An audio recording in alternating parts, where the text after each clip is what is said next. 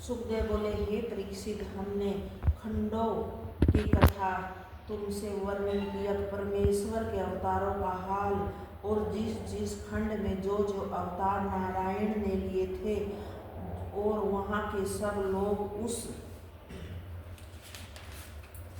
अवतार पर अधिक प्रीति रखकर उनकी पूजा करते हैं। सुनो, भद्रावसव खंड में वीरेंद्रश्रवा नामक राजा था। वहाँ परमेश्वर ने हयग्रीव अवतार धारण किया। सो उस खंड में राजा व प्रजा उसी रूप की पूजा व उनका मंत्र पढ़कर स्तुति करते हैं। नरहरि खंड में नरसिंह अवतार नारायण ने लिया था। वहाँ नरसिंहवर्ष नाम का राजा अपनी प्रजा समेत उसी रूप की पूजा करता है, और उनके पुजारी प्रहलाद भगत ने मंत्र सहित स्तुति करके नरसिंह जी से यह वरदान मांगा कि हे प्रभु, आप अपने जीवों को जिस जिस योनि में चाहे जन्म देकर उन पर ऐसी कृपा रखें कि जिससे उनको उसी तनु में तुम्हारे चरणों का ध्यान बना रहे। यह बात सुनकर नरसिंह जी बोले कि हे प्रहलाद, तुम अपने लिए जो चाहो सो मांग लो, पर संसारी जीवों के लिए जो माया मोह में फंसे हुए हैं ऐसा वरदान मत मांगो। तब प्रहलाद फिर हाथ जोड़कर बोले कि हे प्रभु, संसार में जो लोग कुकर्म करते हैं उनका अधर्म अपनी दया से छुटवा दो। अपने चरणों की भक्ति ने देकर वैकुंठ में बुला लो। यह वचन सुनकर नरसिंह जी ने कहा कि हे प्रहलाद, सब जीवों को वैकुंठ की चाहना नहीं होती। जिसे सत्संग अच्छा नहीं लगता वे संसारिक माया में फंसे रहते। जो परमेश्वर की भक्ति करता है उसके पास सब गुण अपने आप इस तरह चले आते हैं जैसे नीची पृथ्वी पर पानी बहकर इकट्ठा हो जाता है। यह बात सुनकर प्रहलाद ने कहा कि हे प्रभु, संसार में कोई ऐसा भी मूर्ख होगा जिसे वैकुंठ जाने की इच्छा न होगी। आप अपना वैकुंठ किसी को देना नहीं चाहते, लालच करते हैं। मुझे इस बात में लज्जा मालूम होती है कि संसारिक लोग ऐसा कहेंगे कि प्रहलाद के स्वामी लालची है। यह वचन सुनते ही नरसिंह हंसकर बोले कि हे प्रहलाद, तुम जगत में जाकर जिसे अति दुखी पाओ उसे वैकुंठ चलने के लिए कहो। देखो वह क्या कहते हैं। जब उनकी आज्ञा अनुसार प्रहलाद नगर में जाकर किसी दुखी जीव को ढूंढने लगा, तब उसे शुकर अति रोगी चहले में फंसा दिखाई पड़ा। उसे महादुखी देखकर प्रहलाद ने कहा कि तुम यहाँ रहकर क्यों इतना दुख उठाता है, वैकुंठ चल, वहाँ तुझे बड़ा सुख मिलेगा। नरसिंह जी की आज्ञा से तुझे बुलाने आया हूँ। यह बात सुनकर शुकर ने कहा कि वैकुंठ में क्या सुख है।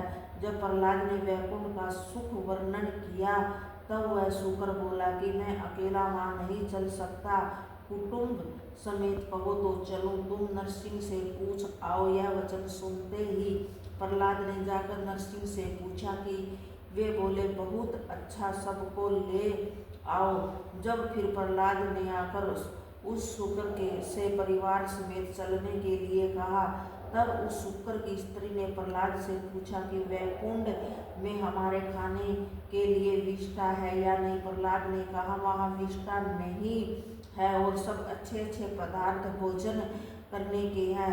तब शुकर व उस शुक्री आपस में समस्त करके बोले कि हमें यहाँ बड़ा सुख है, हम लोग वैकुंठ में न जाएंगे। यह बात सुनकर प्रहलाद ने कहा कि तुम बड़े मूर्ख हो जो वैकुंठ को नहीं चलते।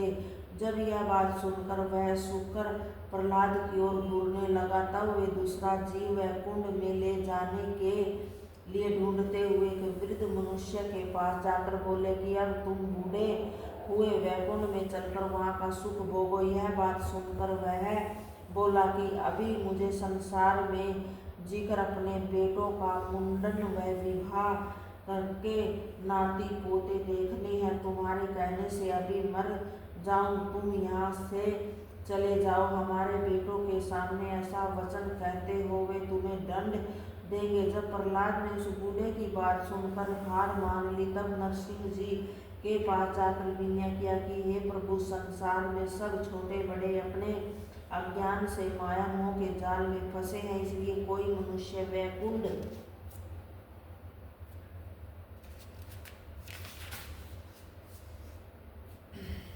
वैकुंठ की इच्छा नहीं करता। यह वचन सुनकर नरसिंह बोले कि हे प्रहलाद, जगत में जिस जीव ने जो तनु पाया वही उसी योनि में मगन रहता है। उसकी इच्छा किसी तरह पूरी नहीं होती। आँख कान आदि सब इंद्रियां शिथिल हो जाती है, पर उनका मन संसार को छोड़ने नहीं चाहता।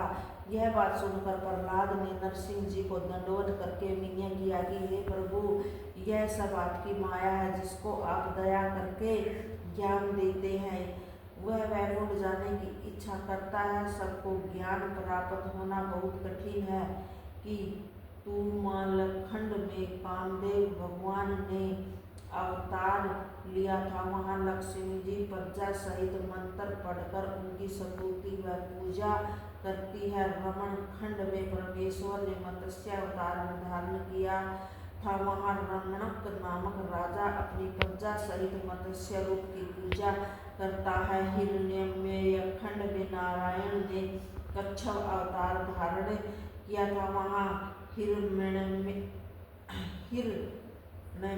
नामक का राजा अपनी प्रजा सहित उसी रूप की पूजा व स्तुति मंत्र पढ़कर करता है। कुरुखंड में भगवान ने 12 अवतार धारण किया था। वहाँ कुरु नाम का राजा अपनी प्रजा सहित उसी रूप की पूजा मंत्र पढ़कर करता है। पृथ्वी पर उस रूप की स्तुति करके कहते हैं कि आप हिरण्याक्ष दैत्य को मारकर मुझे सरासर तल लोक में ले आए हैं। जय गीता भागवत।